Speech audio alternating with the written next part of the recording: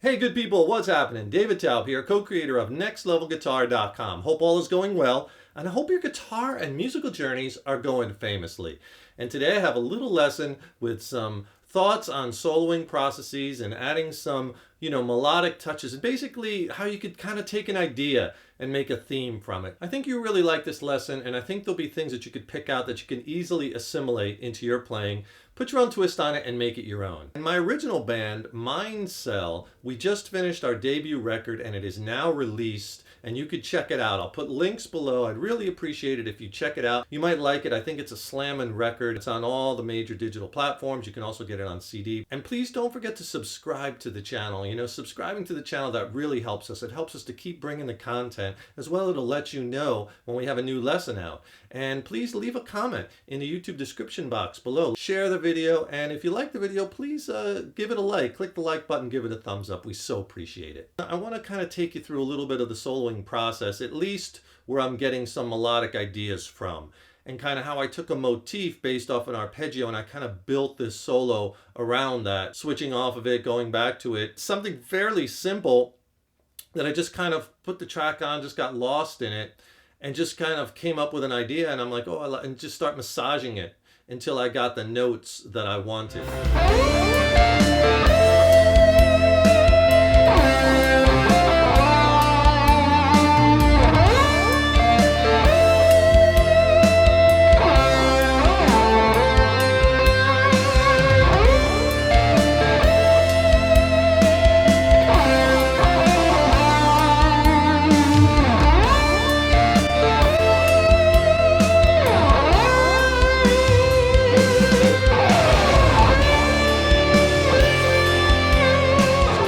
Critical to know the chords you're soloing over it in any improvisation or jamming application, because that's going to give you the full roadmap to all the soloing avenues and opportunities, right? The key is only part of it.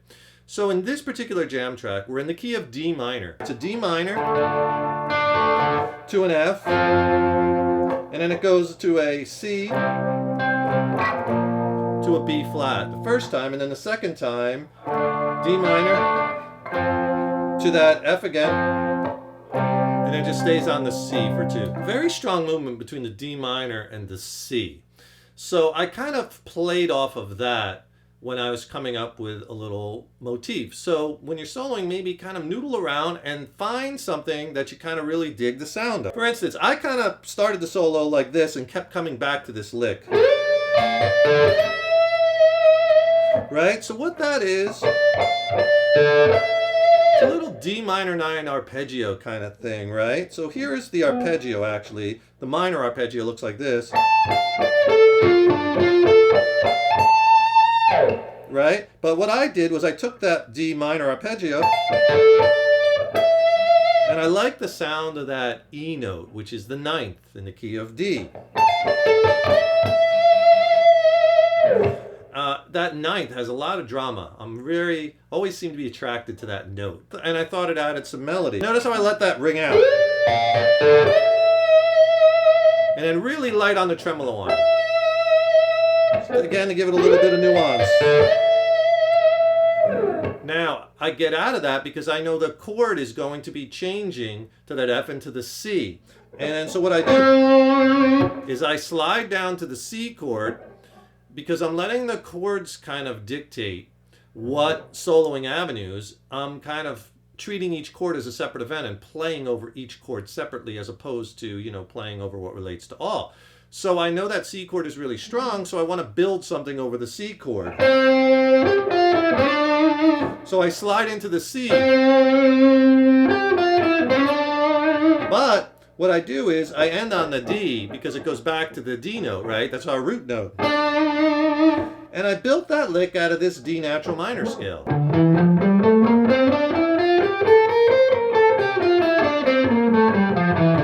fact, I build a few licks in that solo out of that particular scale. The first note I go to when the chord changes,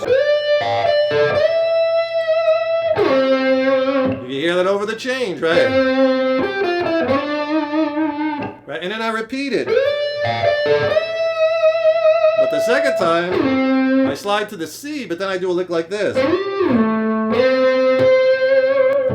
All right, and what I'm doing there is I keep this as the main theme or motif, but I change around that lick, but it's always kind of resolving to the C and then to the D.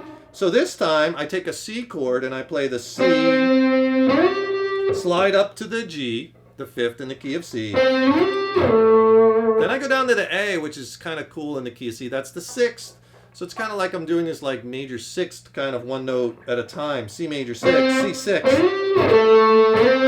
When I get back to the C, I still have a little time when I get back to the C before the chord changes. So I throw in a little tap harmonic, which sound great, 12 frets from your fretted note. So I'm on that 5th fret, so I know 12. 17th fret, I can get that high C. Just lightly touching it. Kind of like you're hitting like a hot stove where you hit it and you pull off. So that kind of sounds.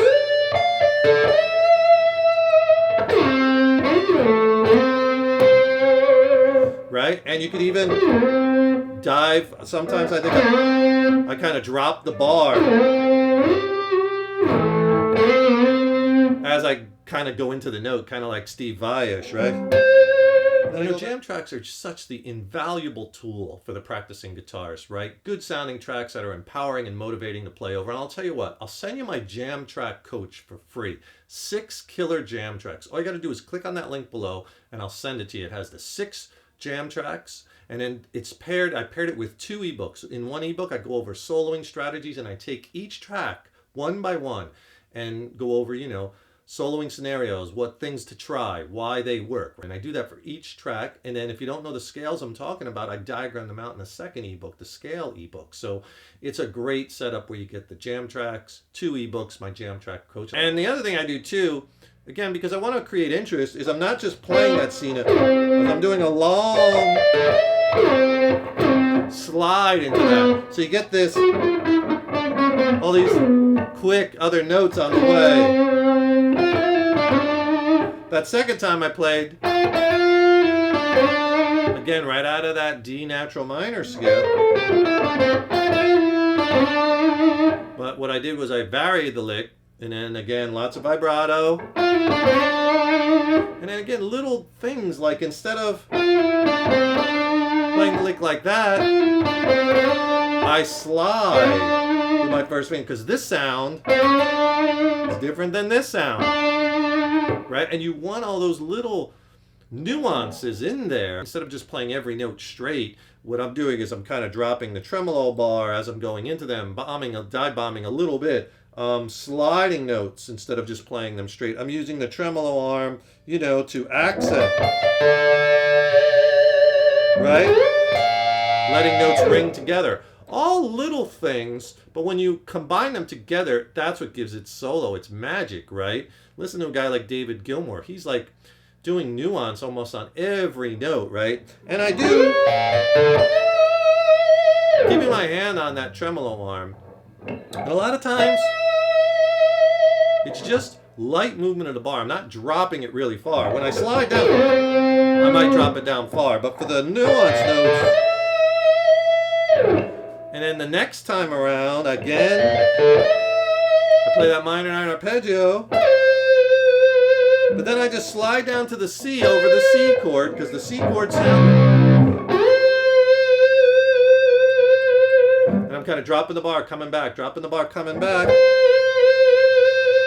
Because what's happening now is the song shifts next, where it's the same chords, but they're distorted. It's like more of a harder rock thing. So I want to start, you know, digging in more and playing some faster, flashier runs. And that's what I do in the solo going forward. But the whole thing, basically, I'm building off of that D natural minor scale, D minor 9, and I'm playing over each chord. So if you're not sure, you know, just examine the notes, you know, in the chord, like in a C chord.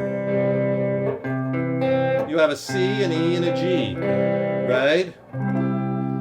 So kind of find those notes. Like I was playing the C, E, and A, but you know, you could play the G.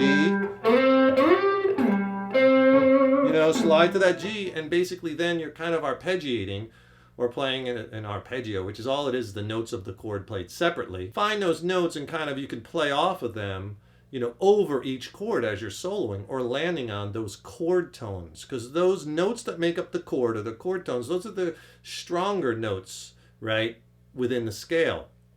So when you're, you know, targeting these chords, you want to target those notes that sound really strong to make strong solo statements. And that's kind of what I was doing in that whole first part of the solo. And that's kind of a good way to start to build this melodic motif, you know. Try with an arpeggio first, or find the chord, take those notes and just kind of play around with them, or just sit there and play one chord. That's a really good exercise, you know, or put it on a looper, play a chord, and then start playing some different scales or modes over that chord and find what you like. This is what I mean when I say to really study the relationship between chords and scales is so critical. Find out what sounds, it's all about the sounds, what sounds you like over each chord, what scales you like over each chord, and then you can apply it in the solo.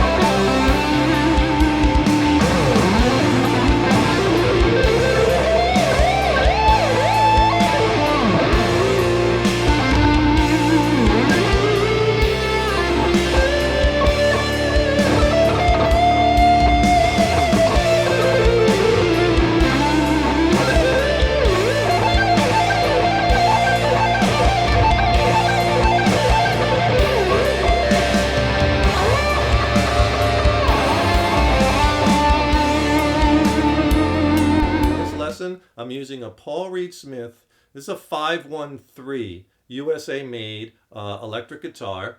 And I'm playing, in that solo, I played mainly out of the back pickups and out of the neck pickup. I have this plugged right into the front of a Paul Reed Smith MT15 tube amp. It has the 6L6 tubes in it. I'm on the lead channel, distortion's about 65%. And I have that head plugged into a 112 16 ohm PRS cabinet, and it's mic'd with a Shure SM57 microphone. In the effects loop, I have a Keeley Caverns pedal, which gives it a little splash of delay and a splash of reverb. That's it. Simple setup. I hope you enjoyed this lesson. Have fun with it. Be sure and practice over jam tracks. Don't forget, click on that link below, get my jam track coach. I'll send you 6 jam tracks that are absolutely killer, as well as written lessons that pair with each one. Don't forget to subscribe to the channel. That really helps us to keep bringing the content, right? Leave a comment below. Let us know how you like this lesson. Let us know what you'd want to see. Let us know if you have a question, right? And be sure to click the like button, give it a thumbs up, share it. We thank you so much for your support. I got lots of really cool content, killer content and lessons coming up. Be sure to stay tuned. And hey, remember, your guitar playing is an evolution. Take care. Keep on rocking.